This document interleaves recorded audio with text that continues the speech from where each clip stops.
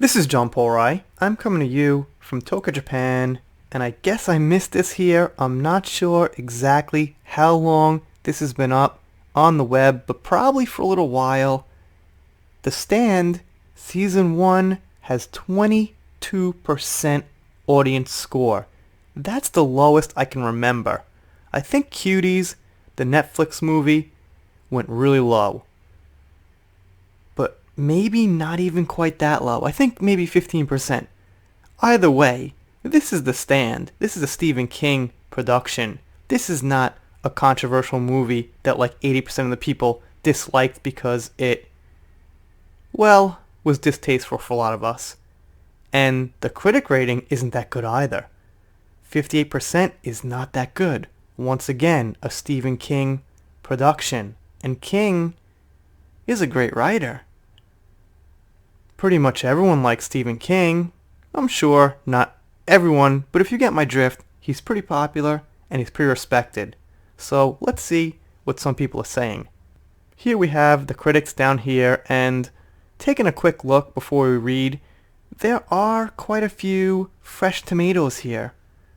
So Allison Shoemaker says, a sometimes dazzling, often frustrating, and undeniably assured effort that swings hard and occasionally connects. When it does, it's riveting television. When it doesn't, well, it's not boring.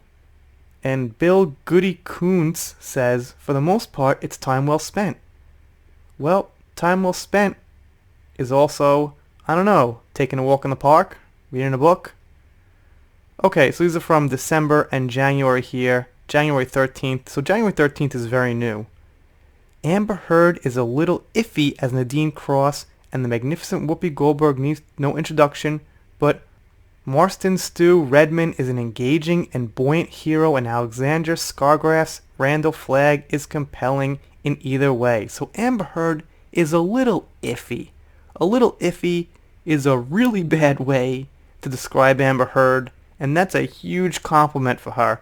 Amber Heard is the worst possible choice in the world for Nadine Cross or any character in any movie or any TV show, because she gets it hundreds of thousands of dislikes, lost fans, and there is no one worse.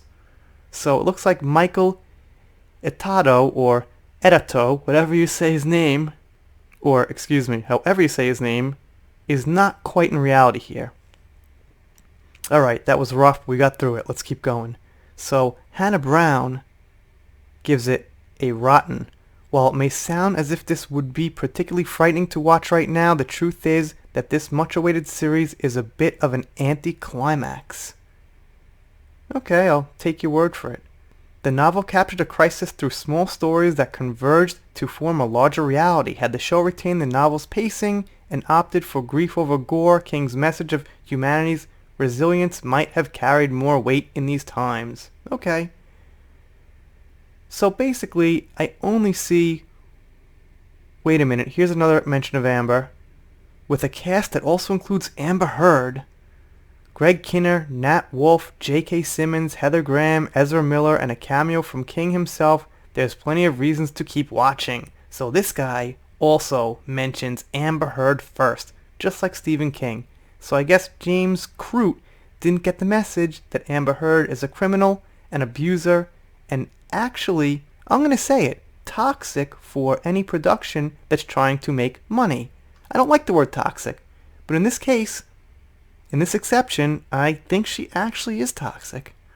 And here's some user reviews, or should I say audience reviews. One of the best adaptions, and love the cast. But Wendy does not mention Amber, but she does say, love the cast. I guess there's nothing wrong with the cast aside from Amber, but Ezra Miller also had that little thing. Some people said it was out of context where he choked the girl. I'm not totally sure. I've heard two sides. Anyway, I don't think the guy's great. Seems average to me. Most actors to me seem average. So far so good, trying not to compare it too much to the original.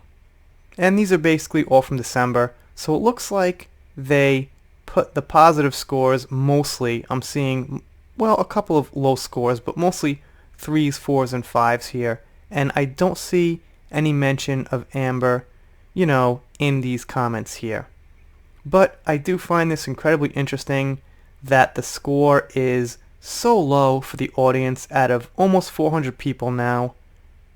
You gotta wonder, is it because the show is really, really bad, or is it because of Amber Heard? Now I say gotta wonder because I haven't seen it. I probably won't. I won't support it. I won't watch it. I'll take you guys' word for it, whoever has seen it. But me, myself, no need. Stephen King's older stuff, fine with me.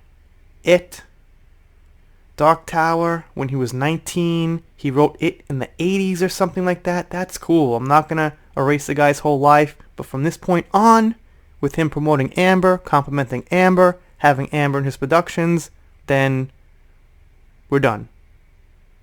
Consider subscribing here.